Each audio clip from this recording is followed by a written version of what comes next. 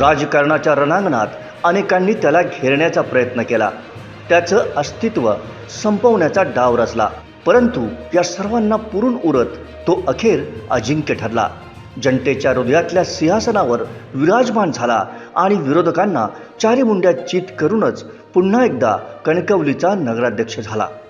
संदेश पारकर, लाचारी आणि हुजरेगिरीच्या राजकारणाला लाथ मारणारा, कसलीही तडजोड न करणारा आणि अपना टाइम आएगा या 3 शब्दांवर प्रचंड विश्वास ठेवून राजकारणात आपलं स्थान टिकवून ठेवणारा नेता.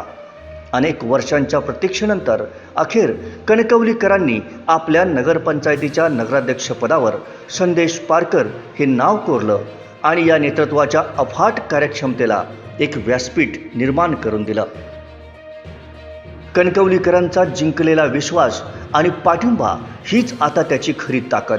अनेक निर्णय होतील, निधी येईल, परंतु संदेश पारकर हे नेतृत्व याही पुढे जाऊन काम करण्याची क्षमता असलेलं नेतृत्व आहे. नगराध्यक्षपदाच्या निमित्तानं एक इतिहास घडवण्याची संधी त्यांना मिळाली आहे.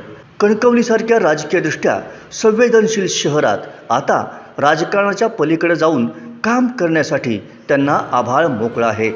कणकवलीकरांचं प्रेम, विश्वास सार्थ करून दाखवणं आणि महाराष्ट्राच्या नकाशावर कणकवली हे नाव पुन्हा एकदा नव्यानं झळकवणं हेच आव्हान आता संदेशभाईंवर आहे.